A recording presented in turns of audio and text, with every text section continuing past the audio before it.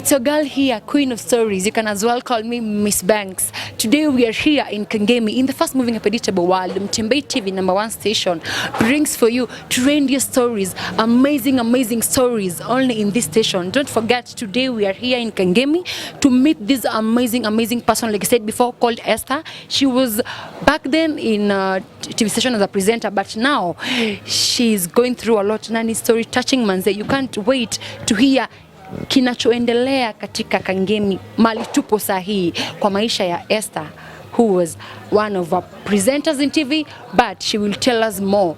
Don't forget kusikia the touching stories. Manze, nifuate. Let's go and listen to this amazing story. Asante kwa kutukaribisha. Karibu. Tumeshukuru. So tukikuja hapa limepotea kidogo, but I thank God nimejua cause nimepata mtu pale nje nimemuuliza cause I couldn't have called your name na sijui, si ndio? Wow, so tumefika kwa nyumba yako Esther. Asante kwa kutukaribisha once again. This is your house. Unaishi peke yako ama unaishi na mtu ama mtu amekurentishia? Hii ni Nairobi, so obviously ni nyumba ya landlord. Oh yeah, obviously. Yeah, okay. Yeah. Ni yangu nilikuwa nalipa mwenyewe, but when things went haywire, tuko tu, lakini nashukuru sababu nimekubaliwa kukaa huo wakati wote. Hata kama landlord amefika mahali akachoka na mimi, hata kama ingekuwa yangu. 4 months si muda kidogo. So siishi peke yangu, naishi na hawa. That is my niece. Alafu huyo ni kijana wangu. Oh, your son? Yeah, that's my Ako how old? Huyu ako na mwaka 4 na nusu. Ako na mwaka 4? So that means ako kama PP2 grade. Hajafika grade 1, right? Kwa PP1 last year alikuwa ameingia shule PP1. But then vile mambo ziliharibika along the way because of school fees. So alienda shule mwisho November. Okay, sorry yake. Yaani tuseme tu in so alisoma kama hata mmoja. Because aliingia August then akaanza kuwa mgonjwa. So hata hakumaliza. I think in August alisoma, yani first term alisoma 3 weeks. And then sasa venye walifungua akaingia hiyo term ya pili. Ndio hiyo sasa pesa zinakosea njiani. Unajua vitu zingine huwezi lazimisha. So nikamwacha. So amekuwa hata last time hajaenda shule.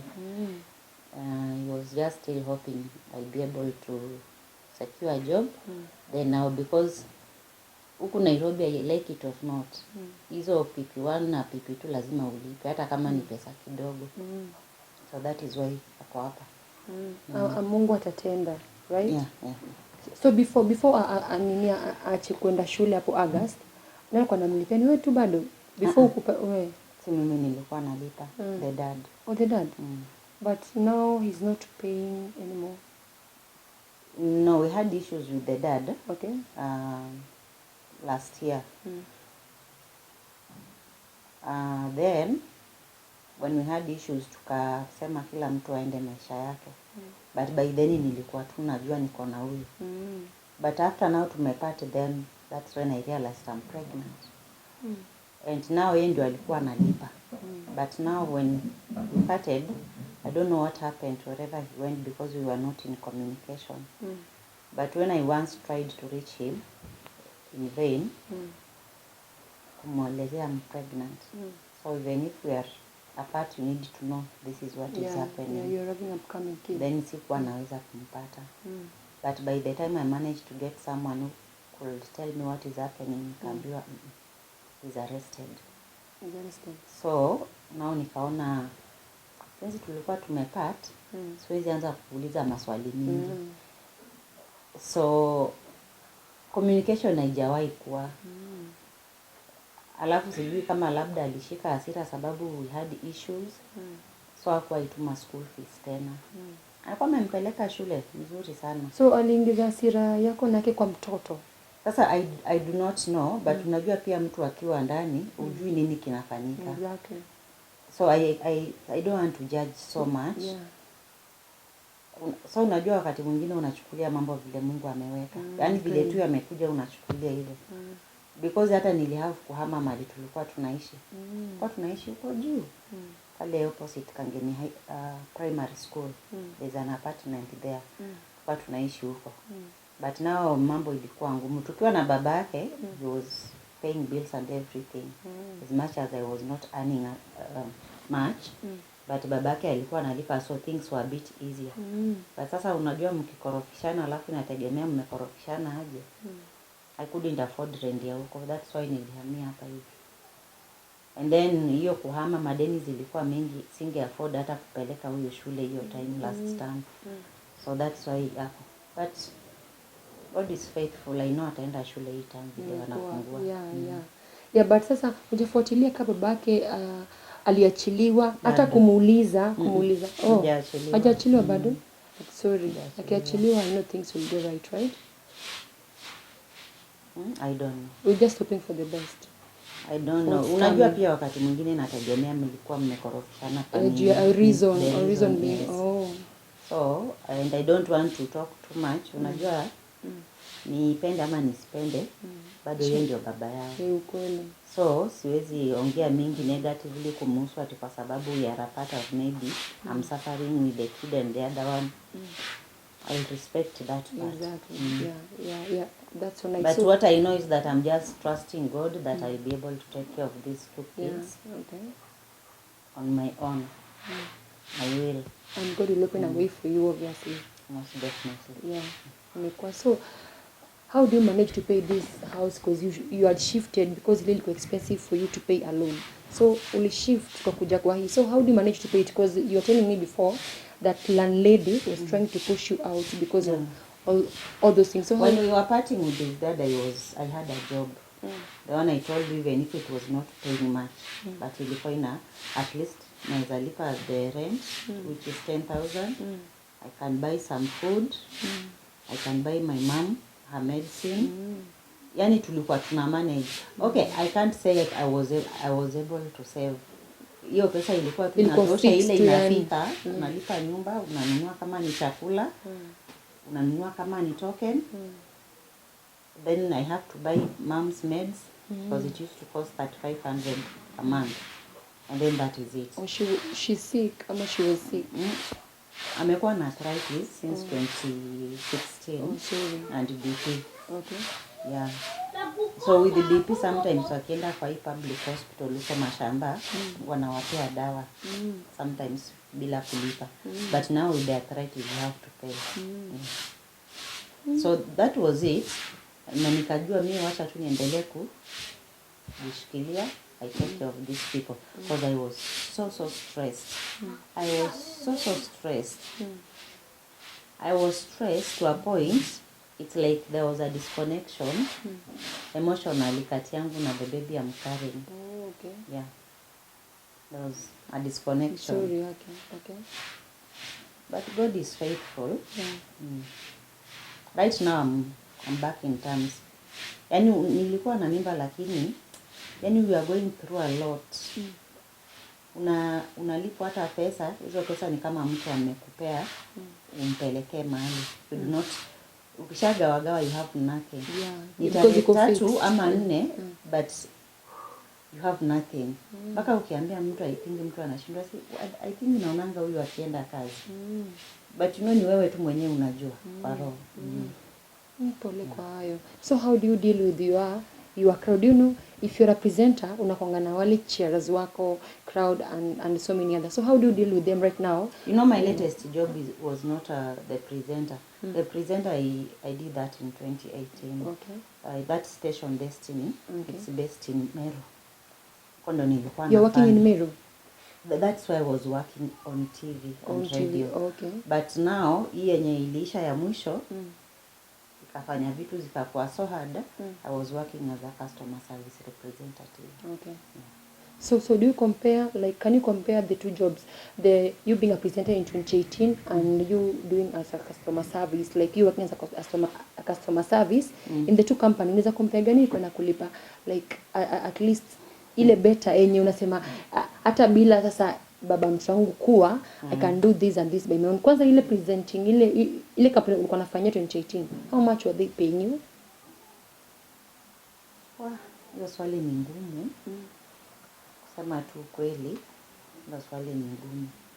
But so wacha tu in short niseme, everywhere nimekuwa, I usually appreciate the opportunity. Okay. Yeah. Let me not talk about that's money so and everything. And I don't want to compare the opportunities as well, because every opportunity is valuable at every given time. As long as ni kitu iko kwa roho yako, yani uko na passion nayo, I don't have to say, oh, when I was in Destiny, it was much better than when I've been in CSR. Hapana. Because, CSR tu bado inataka mtu wa kuongea. It's all about solving people problem. And I think that is what my life is all about. I love informing, talking to people. I love solving issues. So with the CSR, people call you, I have this issue with my account, nataka nisaidiwe. And so it's all about. So to me, all the opportunities have been worth it. That's so nice. So, like, let's go back to the good lifestyle you were living. Do you realize I was pregnant? Ulisema ulikuwa so stressed. So, did you know that this lifestyle was, like, did you see it coming? Like, mimi nenda kuteseka because right now I'm pregnant. Of course, there's nobody who knows what's going to happen next. No. Because I've seen people criticizing, people talk, especially on social media when they saw the post. People talk, sasa nataka ishi maisha mzuri soft bure kwa sababu alikuwa presenter what. Wengine wanasema sijui pata watoto after umekuwa prepared. And I'm like, even when I got this pregnancy, this one I can't lie that I was prepared for it. Because the relationship was very, very rocky. Like it was weakening. But now, because I even have friends who told me, toy. Yeah, I have friends who suggested to me. For abortion? Yes, I have an abortion. And then I thought, before we had so many issues, there's another pregnancy, ilikuwa inafuata huyu. I miscarried it in 2020, either November or probably November. Sorry. And that one I was prepared for. Okay. But then it happened the way it happened. So I just remembered the pain I felt that time. And then someone is telling me, then I say, kama nililia kwa sababu ya ule Mungu amenipea huyu, haijalishi kuko kugumu aje, I'll just sail through. So I decided I'm not aborting. I'll just take care of this baby. Things will just work out. But it's not like I just got pregnant without plan ama nini. The way they were saying. Lakini sasa siwezi toa mimba ati kwa sababu nimejua niko nayo after we are not in good terms and I'm not expecting any support, Yeah. So like the way you are talking is like you're so stressed with these people who are commenting because of you being pregnant. No. Sincerely not, because you cannot limit what people think or what they feel or what they want to say. You cannot limit that. And you can also not feel bad about it. Okay, I know I'm a human being. Siwezi sema ati mimi ni chuma. I'm a human being and probably it might hurt somewhere, but then that is life. Because wataongea tu hata ikuwe mzuri, wataongea hata ikuwe mbaya, na hata saa zile hakuna chochote bado tu wataongea. Kwa nini hakuna kitu tunafaa kusema, So I just take it all positively. Yes. So that's so nice. Such a nice person. Like umechukua too easily. Like it is life. Because if I don't do that, then I might even be depressed. Exactly. And I've actually been depressed for a while. Yes. I was not even talking to people. We just meet, we talk, I smile, we laugh, we talk. Then nikisha kuja naenda kulia huko kwa pillow yangu. And then I tell God in the morning. Recently, things were very tight, especially when unajua ukikumbushwa rent kila siku. Vitu zilianza kukua ngumu. Until there's a time nilikuwa naenda kwa bed, and then I tell God, thank you for this day. We are going to rest. But I'm not really sure I want to wake up in the morning. and face the same day as today. You were saying that? Yeah. And then I look at that guy, Yeah. and I'm Your like, son. what am I even saying? Because even if akienda kwa mamangu, my mom depends on me. Literally everything. So hata akienda kwa mom, anaenda kusaidika aje. He doesn't have someone else who will take care of him right now. I wake up in the morning and tell God, I'm sorry. Just forgive me. Yeah, that's forgive a me, decision. please. You know? And I think about it because initially I was like, acha tu nisiamke, nimechoka tu, mawazo ni mingi, you know. You wake up, that guy always, the first thing, 6 in the morning, mama, tunakula nini? Yeah, I know, because now you have someone asking you that, and unamwambia tu sijali tutapika kitu, and you know very well there is nothing. Yes. Nilianza tu kuchoka. It's just recently too, I think maybe 2 weeks ago. I have a friend mwenye has been calling me. She prays for me over the phone. She doesn't live in Nairobi. She lives in Malindi. You pray together? She prays for me on the phone. Just some encouragement. And then something else that really uplifted me, I started just kukumbuka zile vitu mingi Mungu amenipitishia na nikakuwa successful ama victorious. Things that could have killed me, actually like literally killed me, yani ningekuwa nimekufa. Nikakumbuka magonjwa nimepitia, nimeenda through seasonal diseases. There's a time I was totally paralyzed. Before you gave birth to him? Yeah. Okay, even before I went to college. Yes, I had just finished Form 4 in Western. I learned in Western in a school called the Buhaya in Bunyore. Then after Form 4, nikakuja nikapata kazi hapa Lavington. Lavington by the way is not far from here. Nikapata, nilikuwa nafanyia my friend. I was taking care of the kids. Alikuwa amezaa mtoto mdogo mchanga bado. Preemie because of pressure. Then I was taking care of that boy. Then I just got paralyzed. I never had an accident.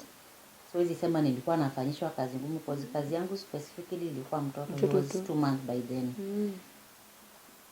And you know how I healed? It's a miracle. So many people knew I was going to die. Because things got so bad, mpaka ikabidi I go back to my grandma. It was so serious. When I'm telling you I was paralyzed, I was paralyzed. It started as a joke, but with the time ikakuwa too much. Sorry. Na nilitibiwa later on, like 2 years later, nikapona, nikatembea. But even if you ask those doctors from the Higa District Hospital, vile nilipona, they don't know. You know? They don't know. The only thing I remember, there's a doctor there mwenye nilienda nilipelekwa, akasema, akaniuliza, do you know how to pray? Akamwambia doctor, a daktari. I was just still a young man. Akaniuliza, akaniambia, let me tell you, I'm a doctor. Nimesoma sana and I know so much about science, medicine. But I also know kuna zile hata sisi wenyewe tunashindwa. Kuna zile sisi wenyewe tunashindwa. So akaniambia, what we will do, mimi nita prescribe dawa. So wali prescribe dawa. I think mostly zilikuwa dawa za infection. And then from there do therapies. And for some reason nilifeel too utulivu, yani si hata utulivu, like I just trusted that doctor with that. And 8 months later I was able kutembea even with shoes. You know when you paralyze, hata slippers huwezi vaa. Like you literally unakulu hivi mguu chini. But 8 months later I was able even to walk. That was one. There's another one. I was so sick, nobody even knew what was happening. Hawa tu village ama daktari wa village watu wanadharau, mama anauza chemist. That lady just gave me a tutembe twenye elewi ni kwa nini, and I got healed. So nikasema just like that. Yeah, then nikakumbuka how I had difficulties even being in high school. Teachers helped me to pay my school fees. Ngaja hata bado kuna deni huko because I've never taken my certificate for Form 4. Nikakumbuka vile nilienda university. There's friends outside there who knows how I managed to get a sponsor, because I had a lady from the US who formed a group, wakatulipia fee, but now they had to consolidate even others who are needy like me. Nikasoma from a family where nobody has even gone beyond class 8. I'm coming here. And I went to university. I studied at Mount Kenya University, Nakuru campus, and I had second class upper division.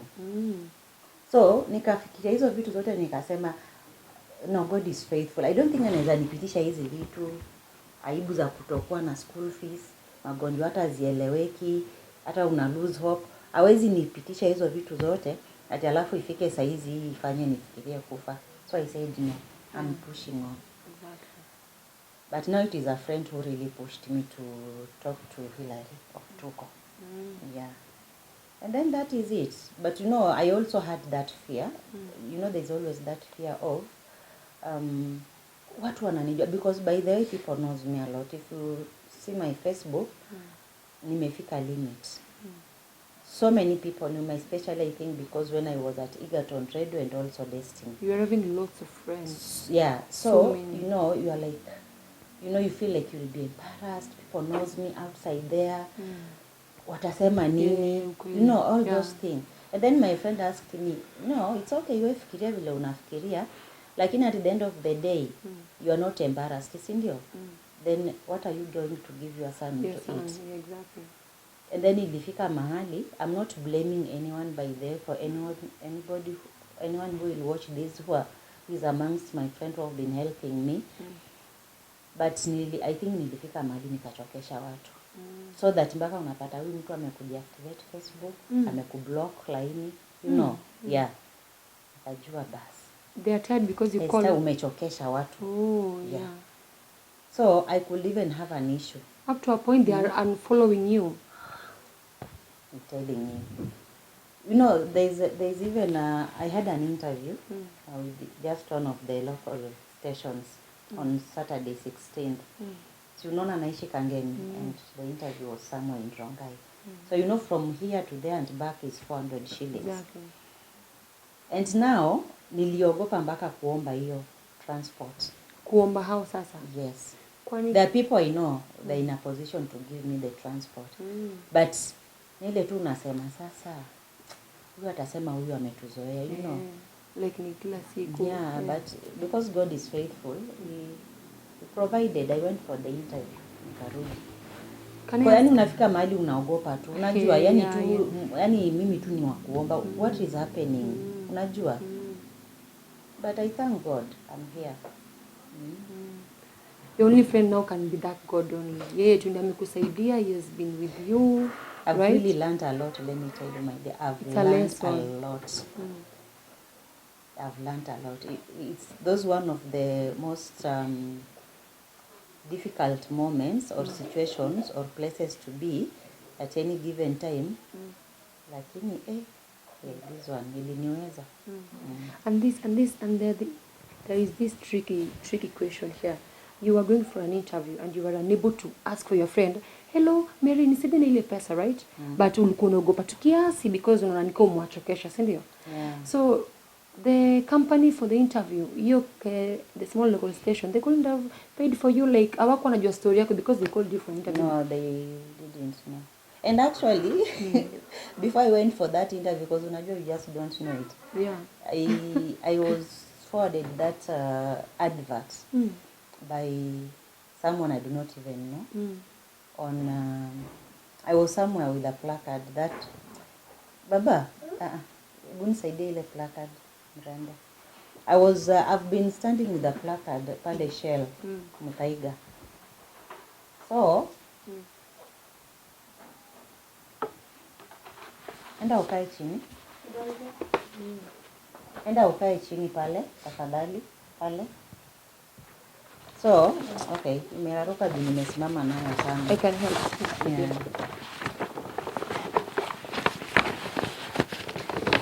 So this is the placard I've been standing with right there at Shell. So then someone saw my number. Or like experience in TV and radio hosting. Yeah. All these things I've written here. Communication officer, facilitator IT? No, that one is training of trainers, TOT. Oh. Yes. So, that someone, uzuri kulikuwa na traffic, there's usually too much traffic at that time. Aka pull down kioo ya gari, akaniita, akaniambia, are you sure you have that experience with me? Nikamwambia Then akaniambia, do you have a WhatsApp number? So I gave, she's a lady, I gave her my Safaricom number. Akaniambia, there's a post I saw mahali, nitakuforwardia, jaribu bahati yako. That is how I got to know about that job, So, even when I went, they asked me, how did you know about this? I told them. Yeah. So now you're here, you've been invited for the interview, do not have even transport. I don't know who to ask the transport to. But you're still trusting God. Yeah. And God worked it out. I went for the interview. But he was there, ukapata. Up to now, I don't know the feedback. We are still waiting because it's just like a week ago. So you see, that's how it happens. That's so much. Pole kwa hayo tumepitia. So, like, how do you do that? Maybe, let's say, a friend mwenye aliku unfollow Facebook now, akaku unfollow kwa all the social media platform because you are going through this. Let's say because you're believing in God, right? Si una believe like he's there takusaidia. Akupigia kwambi because ushaanza kupata steps zile unaendelea. Because all of us do start with baby steps. Sema tu sasa ushaanza baby steps, right?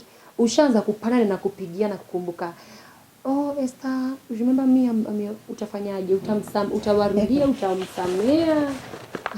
Amuko na ile moyo You forgive. Because I learned, hata sometimes mtu anaweza kukuudhi, lakini in real sense, it is the universe working in that person kukuudhi to change something, maybe a situation in your life or to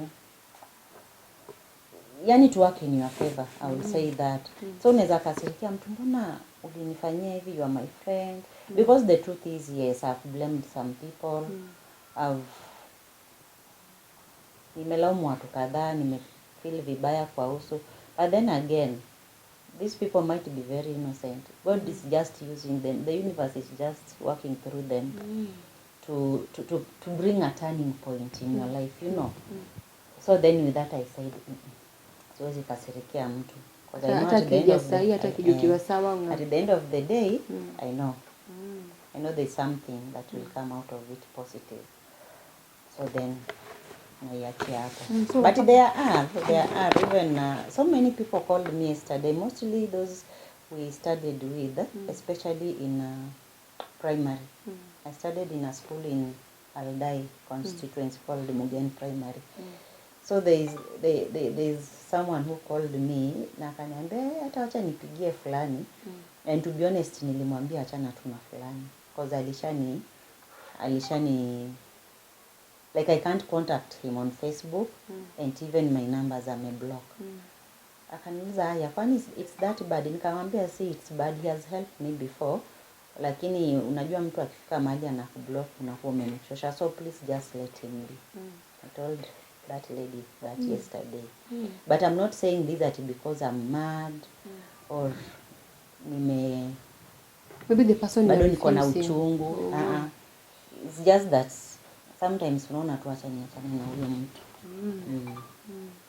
But maybe the person you are refusing to help you, maybe huyo ndio ako willing sana ku give in all yake kwako, hata kali kukosea uwezi mwalau tena, like mmoja tu ampigie. No, I didn't say ati asimpigie ama nini. I was just telling her probably akisikia ni issue yangu labda hata atashughulika.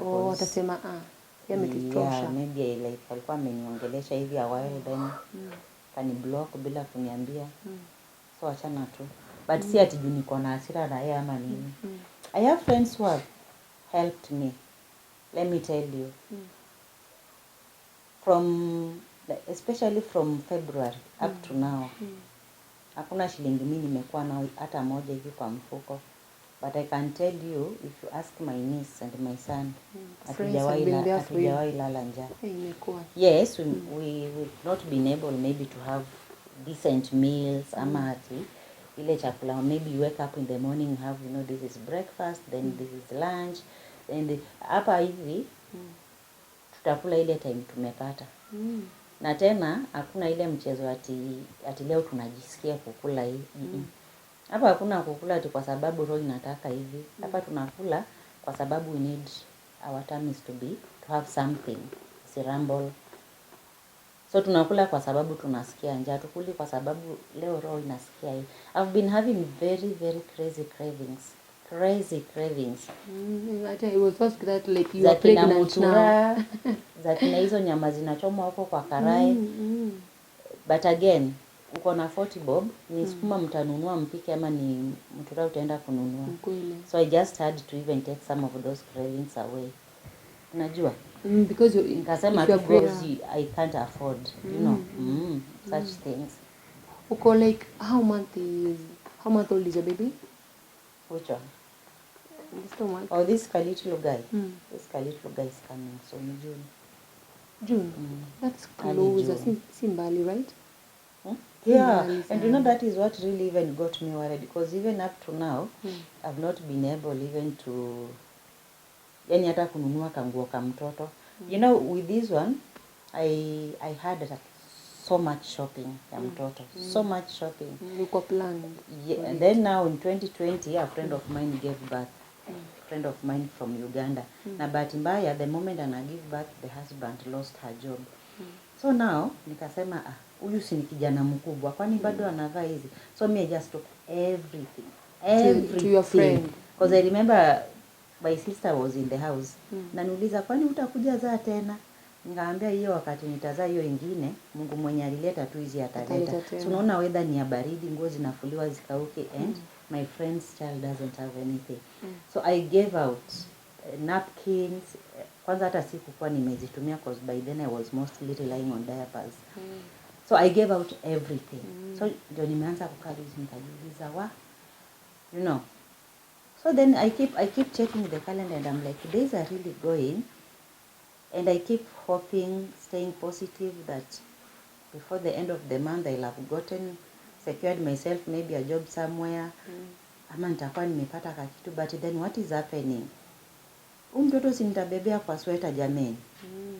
Hawezi, Mungu hawezi kubali. I got so worried honestly. I just be honest. And now kuna zenye ushaikeka 2-3? No, not yet up to now, but ladies have really called me and they have pledged to send me some clothes, that's so nice, some diaper. And me, I don't even have a shilling to send you, but give me your location, I'll send you a package with the newborn baby's clothes. So because the story was just published yesterday, so I'm waiting, but I'm very sure they'll send me, because I had said I don't mind even zile zimetumika. Yeah. So I know nitapata nguo, but I'll also, in case I don't, I'll also buy a few, because I also had a few people who have pledged. You have some who have sent me something. Yeah. But in case of anything, you can just reach us. So back to these craving things, like you umesema you'll be giving birth in June, July there. Ukikravia, like let's say when someone is pregnant, nataka mtura uko nasema I need it, and you crying I need it. Na kuhusu. Unajua ipikwangi sai. Unaitaja. Your cravings for, let's say maybe apart from mtura unataka tu nipe uji, na sasa unga uji hakuna. Like na una pesa, like unafanyaje? I usually just keep quiet. Don't communicate to your neighbors, like call before you go to tuko. Mrembo hii ni Nairobi na kila mtu ana shida zake. Trust me. Unanyamazia tu hapo. Unanyamazia hapo. But inanisumbuanga. Because even sometimes I can feel I want this kienyeji mbogas. Then we have 20 or 30 bob here. I sent my niece to go and buy them. Nasikia tu ipikwe tu saa hiyo ni kule. But the moment inapikwa iwekwe pale ni kule. Roho tu inakataa. Or if I force myself, then I have to throw it up. Sasa hii ni nini? And it's the only thing that is in this house.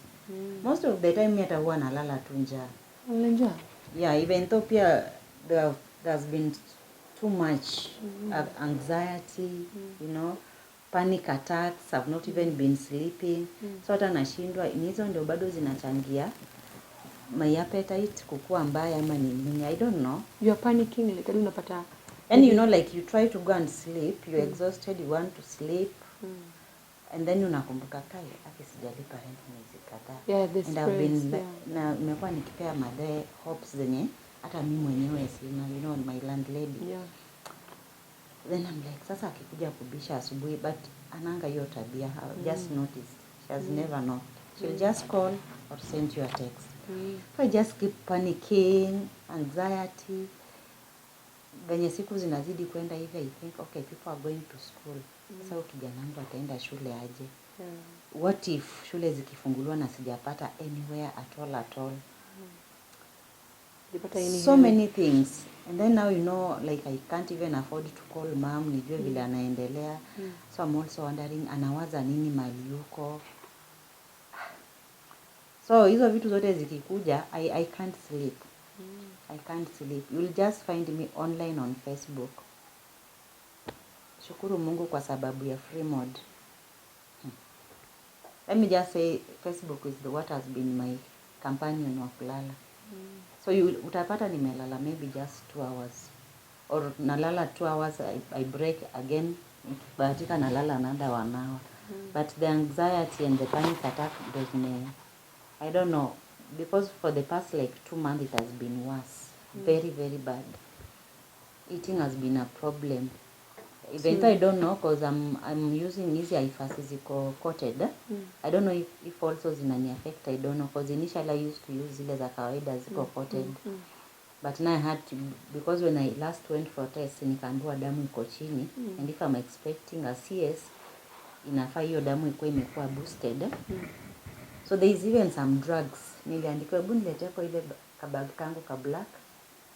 Hata usilete, angalia kwa hiyo mfuko ya kando kuna kakaratasi daktari aliandika. There's some drugs niliambiwa hizi zina boost damu haraka haraka. And you have to buy them as fast as possible. But now I couldn't afford them because they are very expensive. I think maybe they are probably 500 plus or 1,000, I don't know. Or even 2,000, sijui. You know, kaa chini wewe. Kaa chini. You know. So I never bought them because I was encouraged to use that and a lot of vegetables and fruits.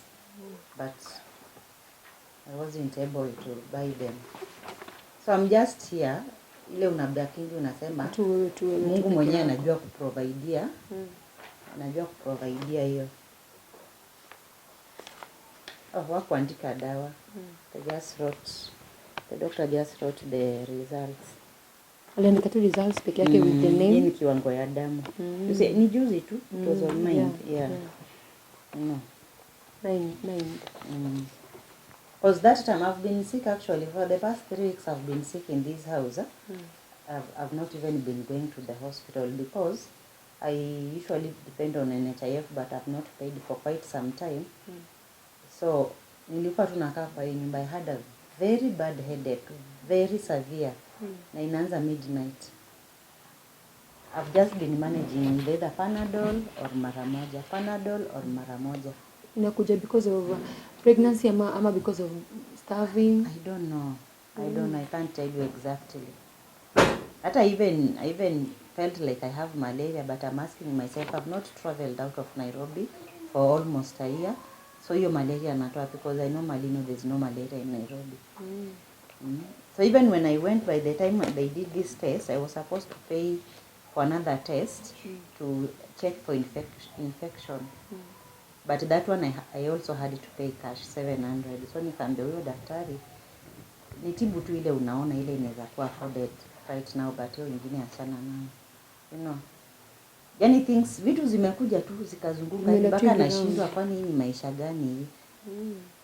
Of all the days, saizi ndo hizi vitu zinafaa zichanganyike. Like I've not been pregnant in a long time. Hizi shida zingekuja ningedeal nazo saa hiyo. Because you know by then it's just easy.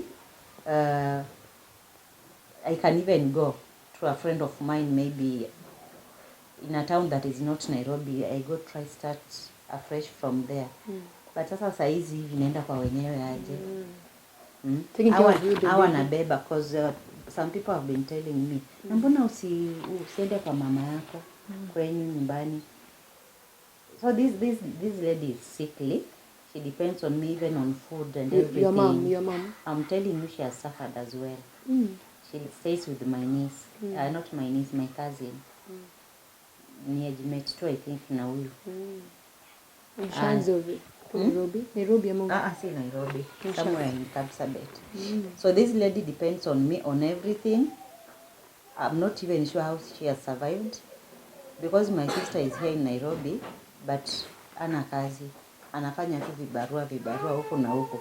So hata kama anamsaidia, I don't think inaweza tosha hata ya kununua dawa.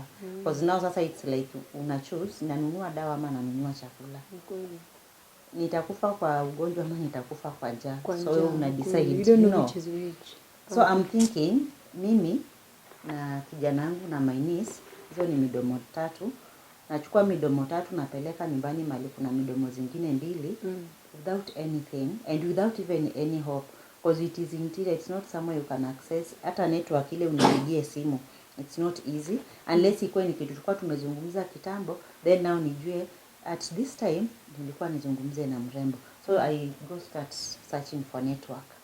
It's not somewhere whereby if you had some application you had done, unaweza pata maybe notification kwa simu, maybe you have an interview invite or anything. Hapo hivyo ukitaka utafute, ama hata kubuy tu credit maybe to get bundles. It's quite a walk. It's like kutoka hapa mpaka huko flyover, because it's in the village interior. So it's like ukiwa huko ni kama you are shut out of the rest of the world. You don't know what is happening out there, you know. It's not easy to communicate or to access information. So then, and if I have to do it, I need transport. Niko huko, niende kuzaa. Sasa nani anasaidia mwingine? People have really criticized me. Mbona siende nyumbani? But you don't know how the situation is.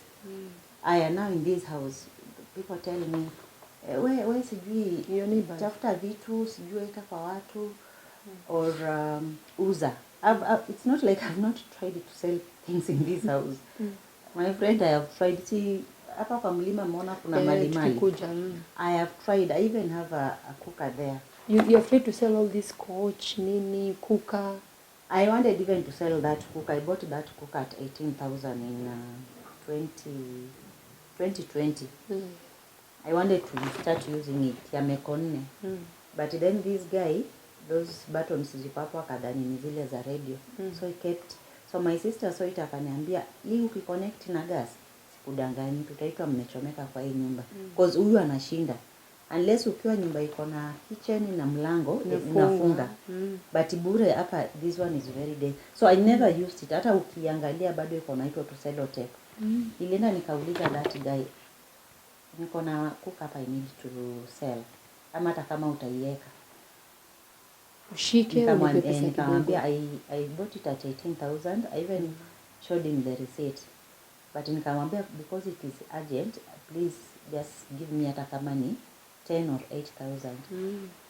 The guy just told me he has 6K.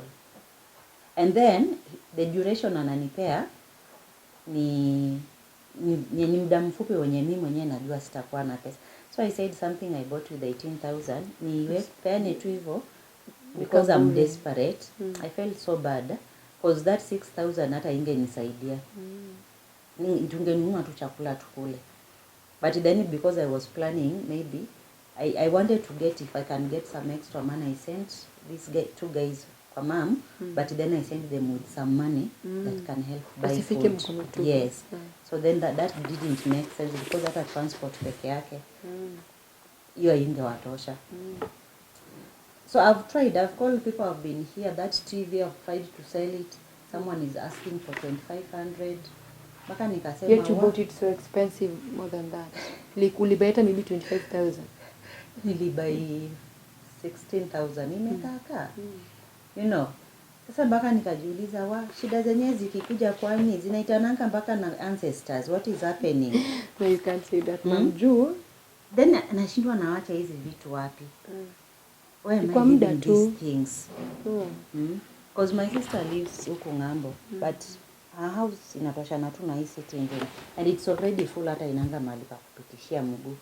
So hata nikisema tu maybe ni kitanda na my wardrobe peke yake nipeleke huko siwezi. Juu sasa hata ataiweka wapi? The only thing yenye naweza beba nipeleke huko labda ni TV na ako kamtungi ka gas. The rest zitabaki hapa. Zikibaki hapa nitaendelea kuhesabiwa. Si ndio? Because kama haziko mama atakuwa able kupata mtu wa kuweka na mlipe, because you know she's also paying loans. So ukianza kufikiria hizo vitu zote zinakuja kwa kichwa, unachanganyikiwa. You just get confused. So how are you planning with the owner, the landlady? Akisema, so you are telling me that alikwambia utoke, but she was not that rude. So amekubali. I was to leave yesterday. Let me show you. I was to leave yesterday. Kindly just take your things out of my house. You want to see you there. And that is not the first one.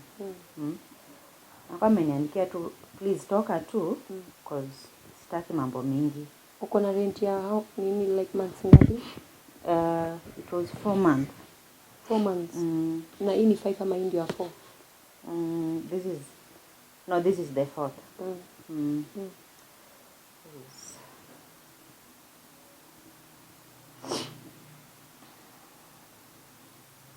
You see, this is the latest. This is the one that was even posted. This one, Wednesday, at 22:52.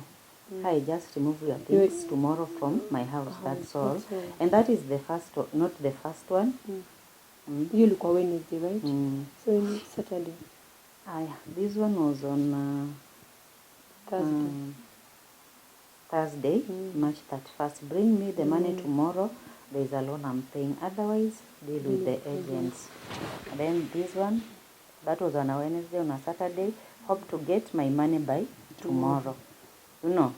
So, unashindwa. So you can see tu nimeshinda nikijitetea na mwambia please be patient with me.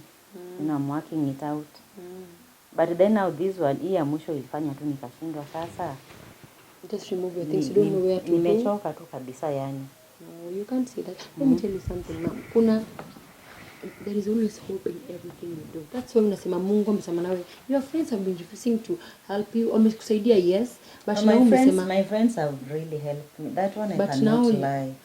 But now where are they? You even someone just calls you, Esther, acha nikutumie 300 nunua unga mtoto asilale njaa.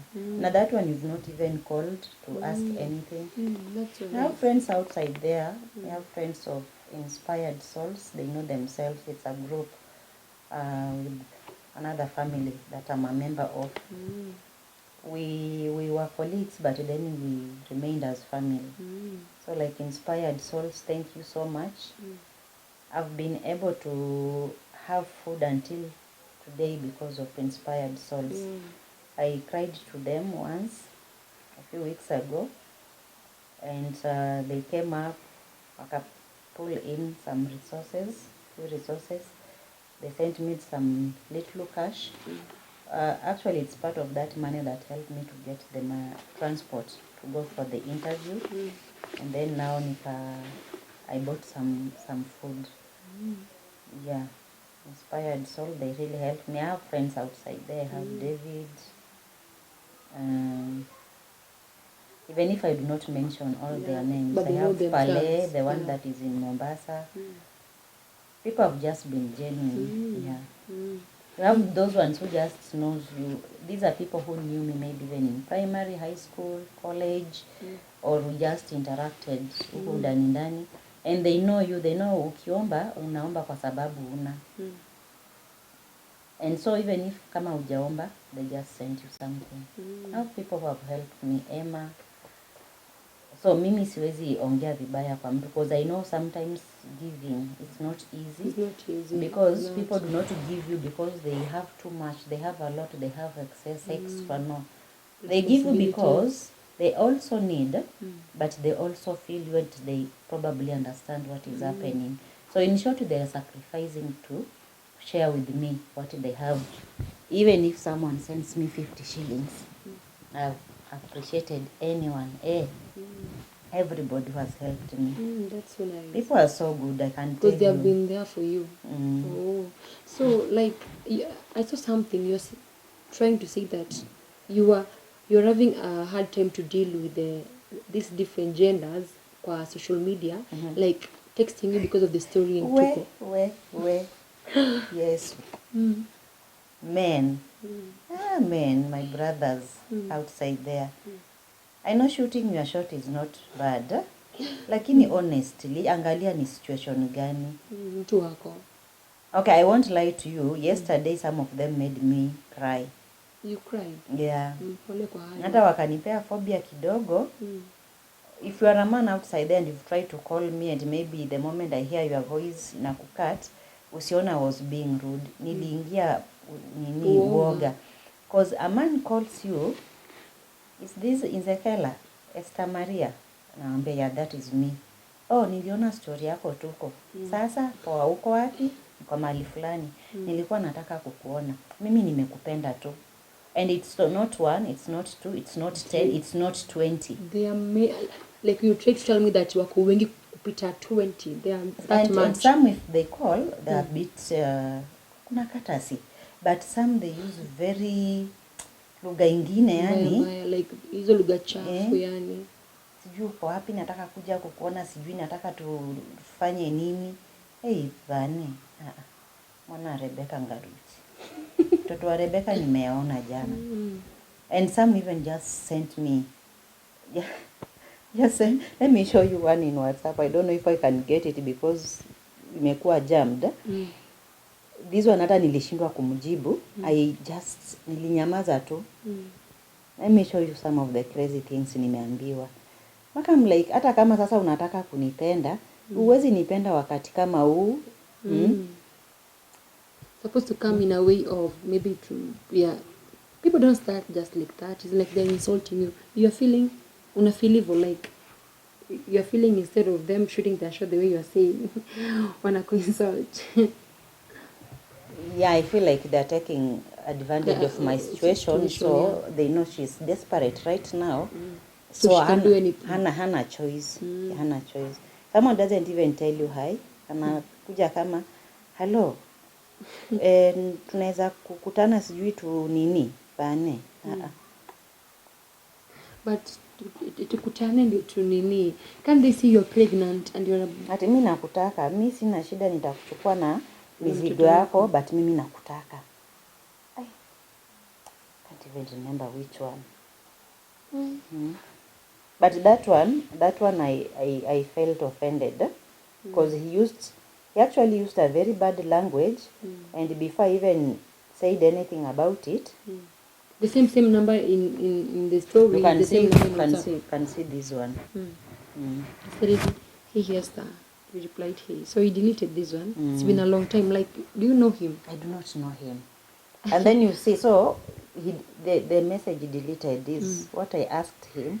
Seriously, is this all you can say at such a time? May God forgive you. Then he now comes saying, no pun intended, by the way. You see, like, let's hook up. Yeah. Esther, what's up? Ona, nakutaka. But kamambia, let me be. Then this is even just one. There are so many and calls as well. That's so bad. But sasa, nimepata calls from all kind of men. If anyone tried to call me yesterday, naweza kuambia my phone was like a customer care. It was not resting. I literally had to just put it on silence. Nijaribu kulala because I had sat for so long. Because lazima ningekaa pale ndo simu charge juu ilikuwa inazima. And then my back started to hurt and my lower abdomen. Nikaamua tu acha nilale. Because umekaa chini ukireceive two calls. But for the ladies, thank you so much. Ladies call, pledge to send me baby clothes or diapers. Some wanted to clarify my location. They want to visit. So for the ladies, thank you so much. It doesn't matter kama ulinitumia kitu ama ukutuma. But for those, and then so many called with encouragement messages, even others shared with me their stories. They have been through worse than this, and they Try came to out encourage you strong. that uta make it Yes, and that one I do appreciate. That's amazing. Mm. So like right now, have you eaten anything since morning?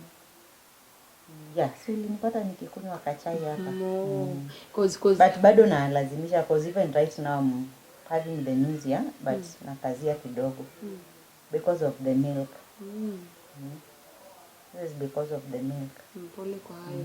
So but you were telling me before ningi upate kunywa chai, you were telling me that you needed to go to clinic. Yeah. And we can as well take you there, because I can escort you to clinic, because I'm also here to help in a way of kukusaidia na 1 to 3 you can do. Pia kidogo tu nimetembea nayo nikuletee pale 2-3 at least for you kujishikilia. So like apart from this lady alishakwambia like landlady kukupresha sana inafanya usilale, like do you think hiyo siku yenye utaenda ku give birth kwa hospitali maybe ikuwe sooner than expected, usha plan tafanyaje, ama someone is going to pay for the bills, ama before our tummy pledge, like how are you going to cope with that? I had been advised to get a Linda Mama. Yeah. You are Linda Mama. Yeah. Okay. So actually that is even why I was going to clinic today, even though I still needed a scanner. Yeah, because I don't want to lie to you, this pregnancy has not been haijakuwa smooth. Because when I was pregnant with that little guy, ningesahau hata niko na mimba. I would literally call the doctor, what is happening? Mi hata sisikii mtoto akicheza. And then that doctor alikuwa na this sense of humor, ananiambia you just take very cold water. Kunywa maji baridi katashtuka. And really, and then I could feel those mild kicks. So then nikajua ni kawaida ya huyu, so sikuwa worried. But now with this one, this baby can kick me mpaka nashindwa kukaa, nashindwa kulala. I once went for a scan, I think when the pregnancy was around it was 4 months. And the doctor who did the scan for me, akaniambia amekaa vibaya, aliniambia kichwa imekaa kwa bladder. So that is where I usually feel your discomfort. So honestly, even the kind of kicks I usually feel in this time, see no more. You just know that nagongwa huku. So nilikuwa nafaa kwenda scan for a long time, like 2 months now. But then now, I have to pay for it cash, and I was not in a position. Yeah. So that one was like, I have to do it today, and I still have to do it today, by the way. Because it has really been keeping me uncomfortable. They have been very uncomfortable. Kukaa tu ni venye unaona tu nikisia hapa hivi. Sina ile position tu naweza kaa niseme. The only time naweza sikia nimetulia, I have to like I lie down hivyo. But kama si hivyo nashinda tu nimegongwa hivi. So that one I just still have to do it today, because I need to hear what the doctor will tell me. Okay, we'll be going there in a short, like in a few. But do you have siblings in your home, Mama? You are the only child? No, cannot. I'm a Luya. I'm from a Luya family. So I cannot be the only one. So you're trying to tell me that you're football. So because Luyas eat healthy. We eat mboga, ugali ya kisiagi, tunakunywa uji ya wimbi. So I cannot expect that your mother is having 1 kid. Sorry? No. You expect. My mom had how many kids? If we were alive, we could be 12. And then we were 9. So kuna wale wakubwa watatu walikufa before I was born. And then by the time niko tumekuwa ngapi? No, not 12. 9. Yeah. I don't know why I usually say 12. Is it a number I wanted my mom to have those kids someone in me? We were 9, 9. Yeah, but kuna wale walikufa nimewahi tu waona kwa picha. It was before me. Na sasa tumekuanga ngapi? 6. 6 now. 6, so yeah, and we were balanced. 3 girls, 3 boys. But my baby brother was killed. Was killed in 2018. Sorry about that. Yes, my baby brother was killed. Hii mambo tu unajua tu hii mambo ya Waluya na shamba. Because my mom, when my mom was getting married to my dad, my mama mkubwa, my dad's first wife, walikuwa wamekosana for over 15 years. She was even married elsewhere. She actually has 2 kids. One is my age, the other one is the age of my late brother when alizaa huko. So when my mom came, there was nobody there, but 20 years later that mama came back. And then uhasama ukaanza. But kila mtu alikuwa na kwake, so we managed. But when my dad died in 2013, I don't know what was wrong with the first family boys. So walituzungusha until we had to leave that hiyo boma. So Esther, you can at least tell us, we would like to know, ndio kuna hiyo cover hiyo kubwa, rating that I'm a TV presenter, I need a job. Hiyo courage ulitoa wapi? Like tukifunga, unaweza ambia to the last question, where you got that courage of writing that big thing that I'm looking for a job. Then msema kwa barabara, your friends are watching, your family, like watu unajua na picha wakiona, they are calling you because of this, and then you can as well tell them, like inasemwanga actions speak louder than words, right? So kenye umeandika hapo ndio nikuuliza the courage, where did you get the courage? You can show them for 5 seconds or 1 to 2 minutes what you can do in that presenting in the radio or hosting in a TV station, you as a person. Okay, about the courage of holding the placard at Shell Mutaiga, I'll be very brief with you on that. Okay. If you have a little boy like the one in this house, and this guy when you're waking up in the morning, anakuuliza mama, tunapika nini? This guy, mmekaa pale nje, watoto wengine wanatoka shule wako na uniform, anakuuliza mama, na mimi uniform, unaninunulia lini niende shule? Let me tell you, if you have someone asking you that every day, and you don't even have a definite, genuine answer to give, it doesn't matter ni nani anakuangalia. If you need help, you need help. That alone gives you courage, energy to stand there. Haijalishi kina nani wanakuona. Exactly. They will see me, maybe najua unamaanisha labda sioni kama naibika, but at the end of the day, hiyo aibu itakuwa pale kunisaidia kujibu mtoto maswali. Yeah, najua niko na mama, nataka kwenda shule, nataka kukula. And then these little guys, when they look at their mothers, I think they see like a superhuman. Hawajui sisi ni binadamu. But they're also too young to understand. Maybe hii na hii inaweza kuwa ina happen mamu ana. So you always have to be replying those questions. This child is growing. You don't have to be lying. Namwambia ati utaenda shule kesho, and you know very well kesho hataenda shule. Ma'am, leo tutakula smoky because ni vitu alikuwa amezoea huko awali. I don't want to lie to him because ikifika unajua how they have very good memory. Exactly. Yeah. Kesho niambie si ulisema unanunua smoky. Nikimwanzisha na kumwambia uongo ati kwa sababu the situation is hard, this guy will grow up lying. Lying to people. So I have to do anything to ensure that whatever I'm replying to this guy, hata kama si ukweli but ni karibu na ukweli. So if you always have that, na yuni mtu mnashare na hii kitanda kila siku, huyu kijana mdogo, akilala na kukumbusha, akiamka na kukumbusha, trust me, hiyo aibu itabaki nyuma kabisa. Ukiwa tu na mtoto mwenye ako na, I know especially ladies outside, ladies, mothers, it doesn't matter kama ni single mother, ama ni mamako kwa familia ama nini, but all mothers I know they can feel me. Utajali. Because the truth is, if I was alone, I don't have my son, I don't have this one, I'm alone. Of course, singeenda kufanya hiyo. I migrate maybe to go to see if I can try afresh in some other towns because I have friends all over. But now I cannot go trying new things with a family. Nani atakuwa accommodate na family. All these aspects give you the courage to hold the placard there.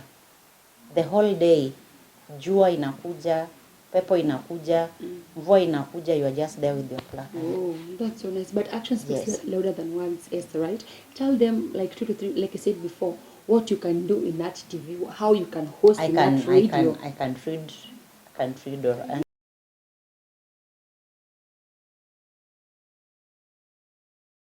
yeah.